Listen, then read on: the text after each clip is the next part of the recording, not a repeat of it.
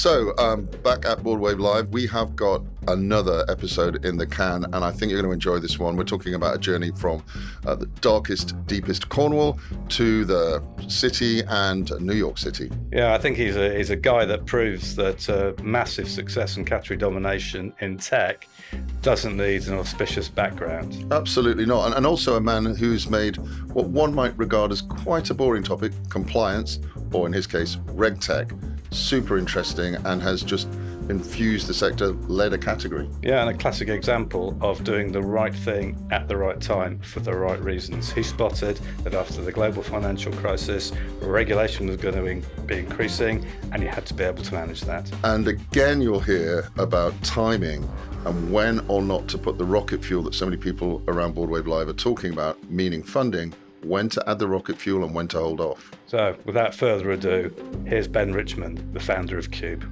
And the Rockstar of RegTech. Ben Richmond, welcome to The Difference Engine, live at Boardwave Live. And we wanted to take you back to start off with a period that none of us can remember because it was so long ago, but that is the time before RegTech. Right. Now, as a man who we think pretty much invented RegTech, what gave you the conviction to build a company around this category that didn't exist at the time? So first off, great to be here. Thanks very much for having me. You know, it's a great question. I think for me, the problem statement was so compelling, and it was clear that in at the time, in the world of regulation, something had to give. You know, there had to be a better way that you could understand, read, consume, disseminate regulation, and that was clear. And so then, you know, what's the answer? It's technology. What form of technology? So lots of, you know, data tooling and data skills, and then, you know, early stage of AI. This was back in 2011. And I think for me, it was just very much that I could crystallize the vision. I could see exactly what we had to build. And so I didn't kind of need there to be a category to say that's what it looks like. It was just problem statement clear, vision clear. Now can we go build this thing? Right, so there's just basically a problem there. And yeah. You went, that's the problem, we're going to solve it. Absolutely. And a problem that wasn't yet recognised to be a problem, but it was apparent that was fundamentally why the regulatory frameworks were failing, is because of the way that we were trying to disseminate this information to the masses across financial services in this, you know, incredibly, you know, books and manuals and you know, archaic way, basically.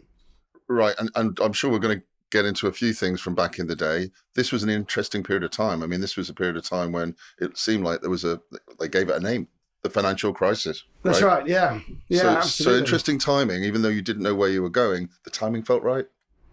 I think so, very much. I mean, obviously the financial crisis. So I wasn't a regulatory guy, you know, I wasn't from that world. And I knew a bit about the financial services world, but it was like that crisis was, you know, one, it was global. The other, it was so impactful on everyone in every way that there had to be fallout from that in different forms, different ways, you know, reform and rethinks of kind of how the financial frameworks work and how regulation is even considered and implemented at the supervisory level. And did you have did you have a way to get into that, or did you have to fight your way into the world? I think it was very much saying, okay, well, you know, for me, it was, if we can build this thing, you know, there's that adage, isn't it? Build it and they will come. Yeah, which I love. And if we can build this thing, then, you know, I believed that we were going to identify very, very quickly a better way to manage regulation, you know, and that customers would say, that's a no-brainer, basically. So they were customers at the time, you had to go find them? Absolutely, no customers at the time, no. So I started the firm in 2011, so that was the founding of Cube. Won my first customer in 2012, first tier one bank in 2013. Nice. Which was Barclays, and then, you know, went from there. So build it and they will come. I mean, that's a phrase from Field of Dreams, isn't it? That's right. Kevin Costner films where the superstars of baseball that's right. come and haunt him in the field. Now, we understand that, and you are not to blame for this. I do understand it. It's all your EA's fault. You are known. Glad we got that clear. Right. So you are known. Get this, listeners, the Rockstar of RegTech.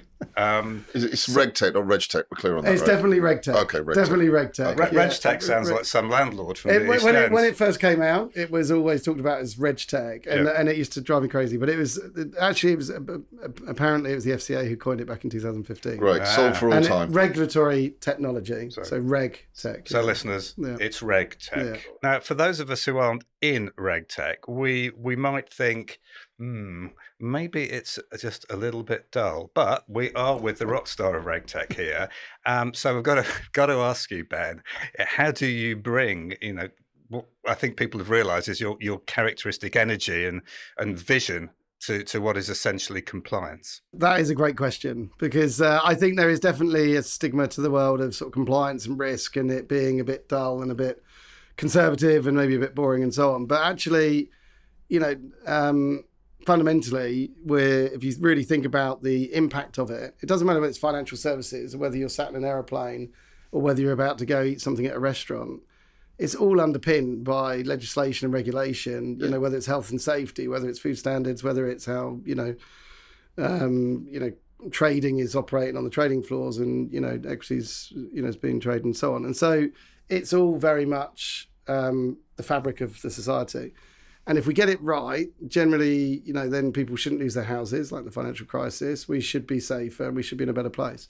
So when you look at it that way, it's not like we're on some philosophical crusade or something like that. But you look at it in that way, and it's hard to find much else that's more impactful and more systemic than actually the world of regulation. And so I think it's pretty cool. As far as I have to come back on this, as far as the Rockstar thing's concerned, there's a journalist that I blame for that, then plus my EA who put it into a name badge in my office. So that's good. Well, I'm glad we're all clear on and that. I don't blame it's not some massive overinflated ego then. It's not. No, good. but it has caused many a chuckle at different discussions and conferences. Right, but I'm afraid we have to say, you are the category leader in what you do, and so we have to ask you how important was the idea of defining regulatory intelligence on your route to dominance in your market? Super important, really important. Yeah, I think we created Cube, we created this platform.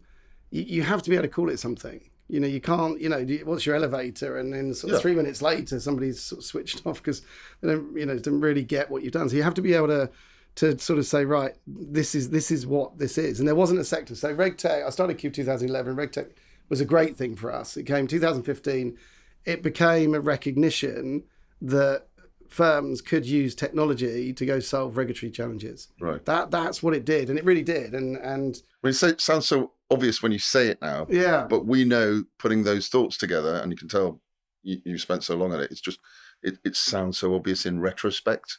100%, yeah. I mean, we were trailblazers for what is RegTech today. But I think the fact that the industry then coined a phrase was really helpful, because then you can start to build an ecosystem around it. And then, to your point, we really then said, okay, we need to define what we do within that. Yeah.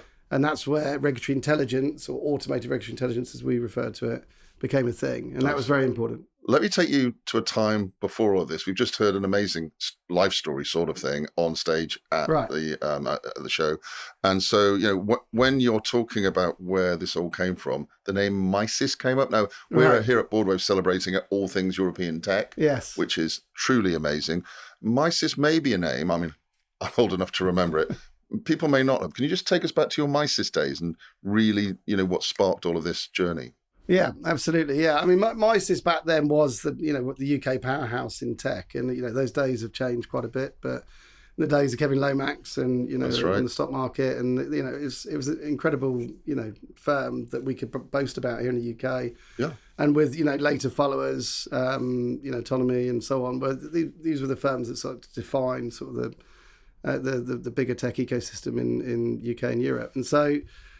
For me at MISIS, I didn't get into tech intentionally. I got a job there, working in the dispatch area, QAing software, making sure it got to the right customer.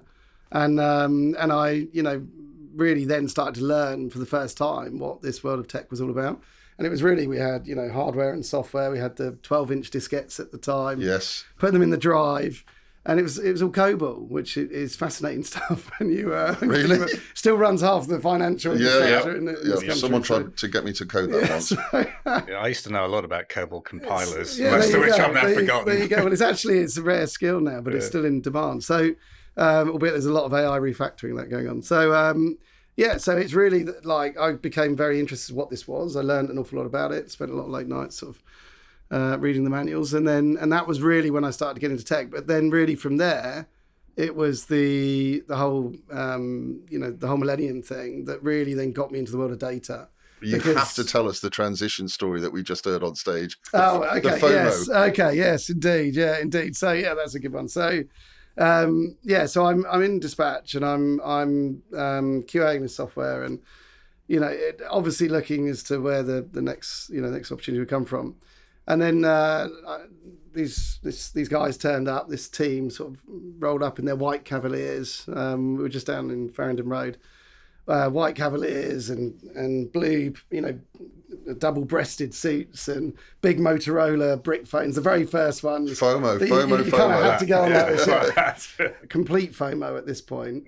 And I'm this fairly, naive Cornish lad who sort of stood there in the middle of Farringdon Road in this huge tech company, not knowing a lot about tech. And I said to Norbert, who was this big Jamaican guy I worked with and really big, endearing figure, and I said, who are these guys? And he's like, Ben, these are the sales guys. And at this moment in the movie, that's all slow mode when they get out of their Cavaliers. Yeah, that's right. Yeah, literally. It was all of that. And I was like, I want to be one of them. And then it took me from that point about a year to get into technical. I learned enough to go technical. And it took me about another year to get into sales. And then the rest is history, as they say. But that was it. Yeah. Yeah, and talking about history, a lot of water has gone under the bridge since then. And in the presentation we've just seen, you're incredibly positive about the prospects for European software firms to dominate on a world stage, and we should not be apologetic about wanting to do that. Absolutely. I mean, in your opinion, what is it that we need to do to create and scale tech giants in RegTech? Particularly as I think you now have about 70% of your revenue coming from the States. That's right. Yeah, I am passionate about this. I think we're a great example. Cube is a great example of what you can build here in the UK and actually have the greater proportion of our revenues coming from the US and overseas. A truly global company. We have 800 people in 20 countries. Amazing. And we our product, our software our data is consumed in just about every regulated country and territory in the world. So when you look at it that way, there's nothing holding you back. Sometimes people say, is it access to capital? Is it, the accessibility of customers? Is it the infrastructure or the rules that are in place? And I think that if those barriers did exist, I don't see them today. I really don't. And I'm sure we'll talk a bit more about this, but I think, it's really about, and particularly in RegTech, I think the UK is already quite an epicenter of that, and is one of the, sort of the really sort of fast growth, global ecosystems of RegTech. But I don't see that there's anything that we're disadvantaged by, being, UK, Europe versus US. I genuinely don't. So some other podcasts, as there are others available who talk about tech, are very down on the UK, and some people comment that Brits in particular don't have the right work ethic, but clearly you shared some stories about how much you love work, which is fabulous. And also, along with that vision, you've got a very good results-driven ethos. You like to look at results. You're sort of, my observation, having just met you, is details. Yeah, absolutely. Yeah. So I'm very detailed. That's definitely a trait of mine. And slightly photographic memory, which helps as well with that, which again, my team finds quite infuriating sometimes. Yeah. But no, I think, so I'll give you an example. So we're very ubiquitous in the enterprise space. So we have, half of the tier one financial institutions that are customers today. We're very proud of that. And we're constantly innovating and driving forward, new capabilities, and either through acquisition or through organic build out. So having, to your point, driving through an agenda of where it's about, okay, can we get these customers that are big to change, big organizations, take time. can we really go solve the next use case, the next problem with some of that innovation? Right. Can we automate this workflow? Can we deliver a view or a visibility of their data in some way that is going to help them do better, in terms of managing their regulatory obligations? Just having those milestones where you see customers take on that innovation, that's, there's metrics there, and obviously you get your NPSs and you get the usage of the product, everything else, but just seeing it in operation, that drives you phenomenally. And it's very tangible when you actually, I'm a great believer of spending as much time as I can with customers and the team, like always. Right. And, walking the corridors within the customer organizations and seeing Cube in operation, I think that's, that's makes it very, very real. Yeah. I mean, in that journey, in building this global RegTech platform, which you have done, I mean, apart from the usual sleepless nights that anybody who's running a firm suffers regularly, what have been the moments when you thought, maybe we need to change the way we're running the company, or we're at a step change here in terms of our growth? Definitely, there's been a few of those times. I mean, fortunately, no one's chosen to change the CEO or anything like that, so that's a good thing. There's three key moments, that stick out for me. One is winning your first customers, right? You're bootstrapping the business. You think you've built something of value. The validation is somebody going to buy it, and to try and solve a problem. I think that's a huge moment. And then you recognise at a point you're an owner operator. The business is growing. You're bootstrapped, but you need a management team. Right, you need people around you that are actually going to and rocket fuel. Yeah, and rocket fuel and everything that goes with it. And so you need that, and you need to build that out. And that that's a kind of a stage. It's a bit like going from one man band to two people. When you've got like 50 people, you need to start implementing a management team. That's the thing. Yeah. But then also that transition that we had over the last sort of year, when you're sort of a 300-400 person organization, you almost still know everyone, not quite, but about 300 I think is the number. And then all of a sudden, in 1 year we doubled from 300 odd to 700, and all of a sudden the firm changes dramatically. And at that point you have to take a step back and say there's different ways that we now need to execute and operate. You can still say, the foundations you get in kind of building a business and bootstrapping everything else remain, but you just then have to take a step back, and you have to put the right processes in place, the right governance, the right systems. Think about how all of these things, integrate together so that you can expand and you can grow. For sure. And that's the step change. Yeah. Again, and then with that, you need capital, right? Talking about capital. Yes. You mentioned earlier that you actually bootstrapped this business for 10 years. Now, that is not what most people do. No.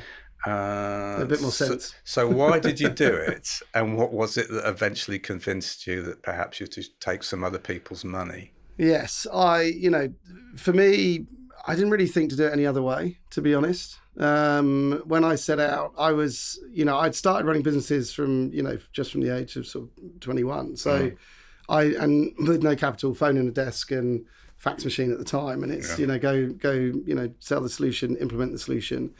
So, but that wasn't building a product that was capital intensive. That was really, selling services and solutions to other people's products.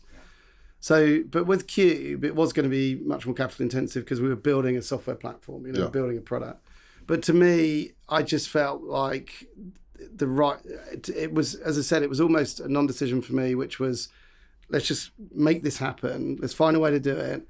Let's build it. Obviously, the implication is you can only go as fast as your cash flow will allow. Right. I seem to be quite comfortable taking on debt and that kind of thing. Cash flow and bank. Yeah, that's right. Yeah. So, heavily leveraged in multiple ways. And, I seemed to just, feel, okay with that, in the knowledge that I truly believed I was building something that was going to, ultimately really impact the market, become something much bigger.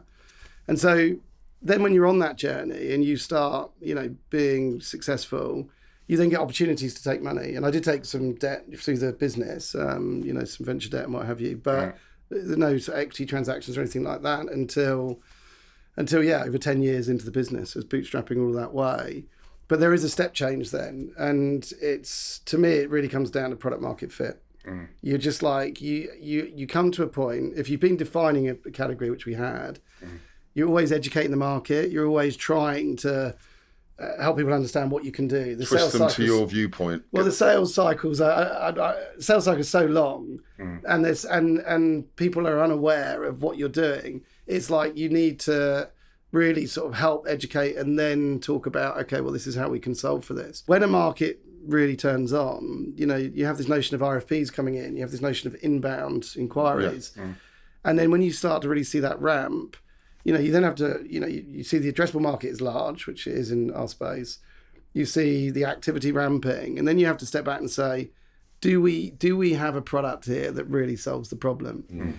And so at that point, if the answer is yes, yes, and yes, then you've got two choices. You either have a great product and you carry on as you are, quite happy, and you get cash flow generative and make a profit, and continue to bootstrap, but you will not scale and you will not grow something big. Somebody else will grab your category. And you will be a Me Too player, and somebody else exactly will grab your category. So you'll be a number 4 or 5 or whatever.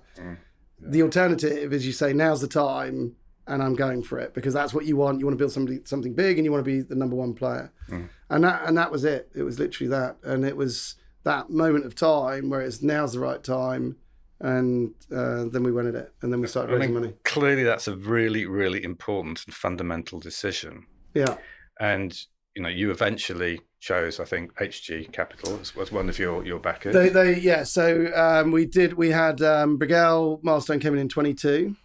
Great partner. So again, European fund. Yes. They do high net worth family in Europe. Yep. CNA days and all those things. Actually, a big thing in Portugal and elsewhere. Yes. But they've got Brigel Milestone Fund in the UK. They got Sage Mount in the US, or in Europe, Milestone. And so went with them in the first instance because we weren't big enough for HG really. Right. We were at that stage where we needed growth capital, but we weren't at a size or shape that we could court the big PE firms. But we had plenty of interest at that level. Great partner.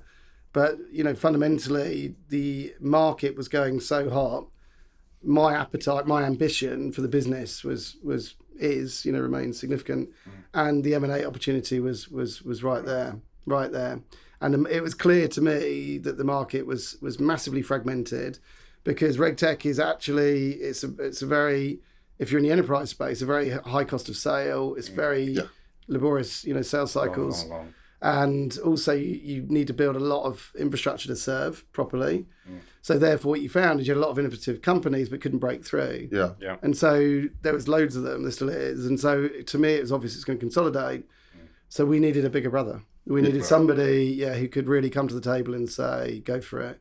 And as good as Brigel were, HG were that partner. Right. And that's when we went to HG. And that Uber category of RegTech, if you think about it today, we're aware of large, and I'm sure you're aware of large European players that do a different type of RegTech, more to do with health and safety, as you mentioned, and less to do with the focus on, financial markets. I mean, there's still potentially a very long way to go before RegTech reaches its full, potential, right?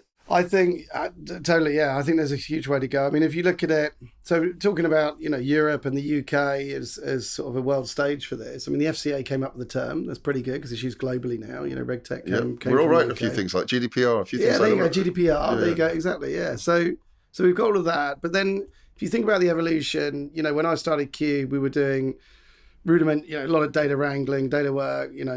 You sort of come up from expert learning, you get into, and then we're doing computer vision and NLP and so on, and then machine learning. So obviously then, a few years ago, Gen AI hits the stage. And that obviously is massively disruptive in this space, because this space is all about data and books and manuals. And then, more latterly, agentic AI, which enables us to automate and deliver, true automation for the customer. And so I say to my team, I'm not even sure we're halfway there. Right.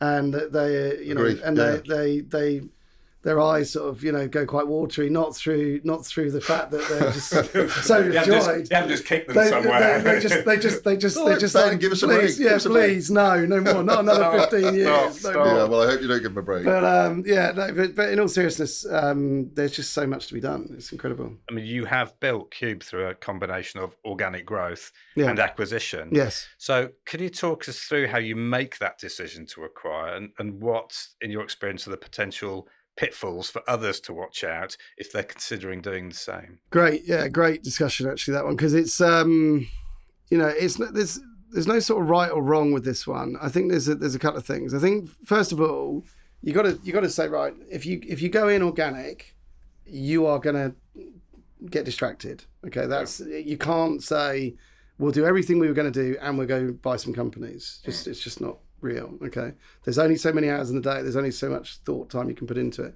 So you really have to look at it and you have to say, is the market right for acquisition? So our organic growth rates are very, very good. Top of market. And so it's like, is the market right for acquisition?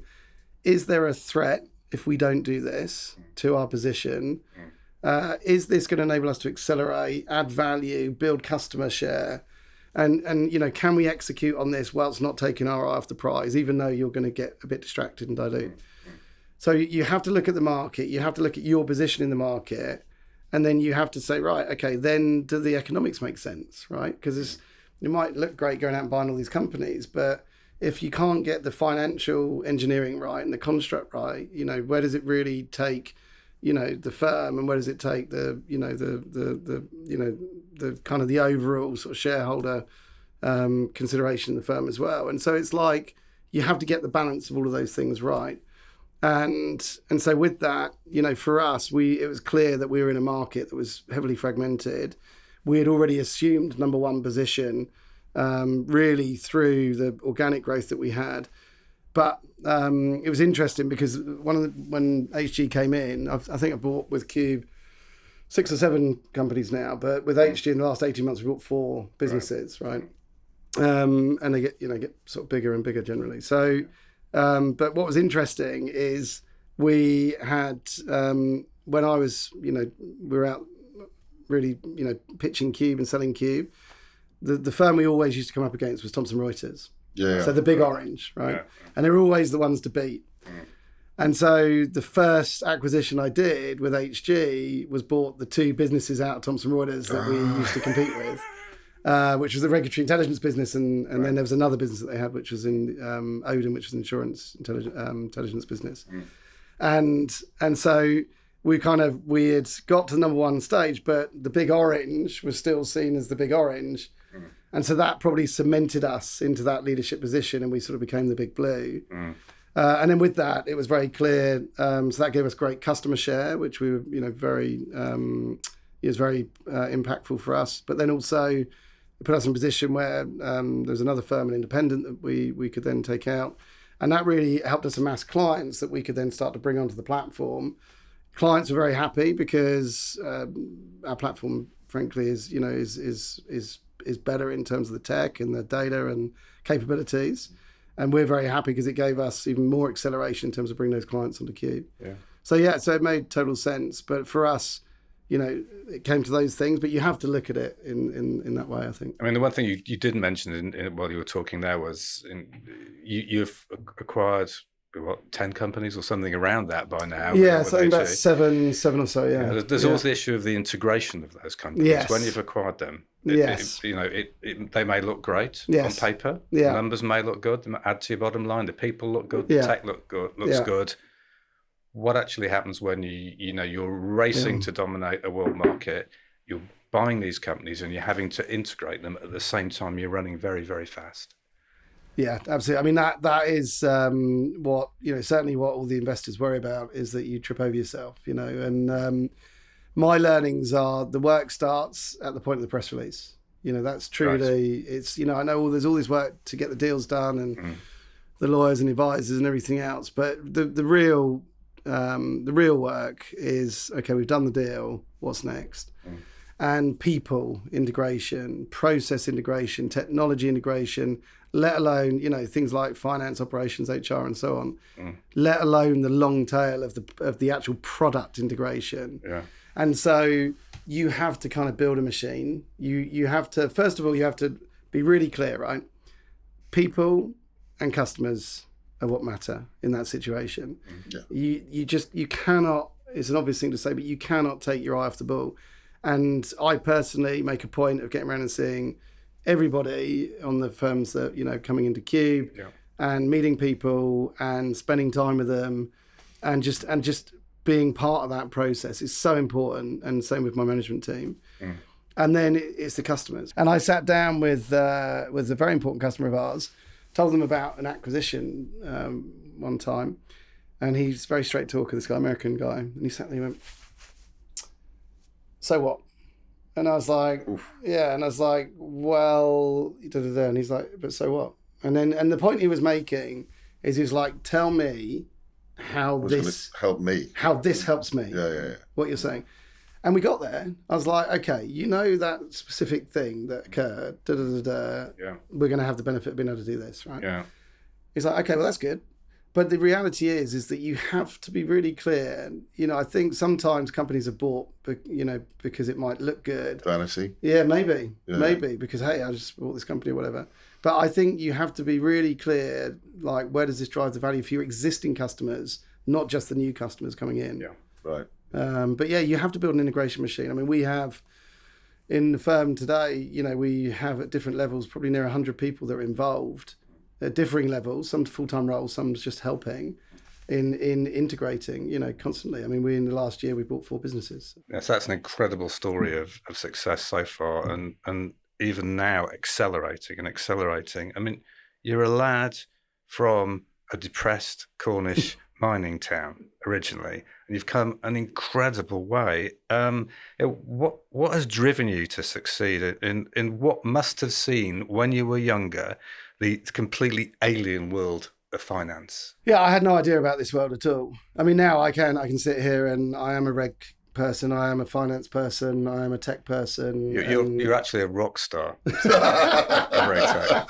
He's in the Hall of Fame. It impressed me, Jonathan, that you knew Camborne as well, which is not many people know Camborne. No, I must admit, I was saying to Jono, where's that? When I first met my wife, I said, we got to go to Cornwall, it's where I grew up and everything else. And I took her down there and she was like, "Please don't take me back." That's rude. She said, "Sorry." Still, just checking. This is still Wi-Fi. Yeah, absolutely. Yeah. Okay. But it was about Camborne specifically. I then took her to the nice town, right? And she was like, "Actually, it's really lovely. Yeah, really lovely, really lovely."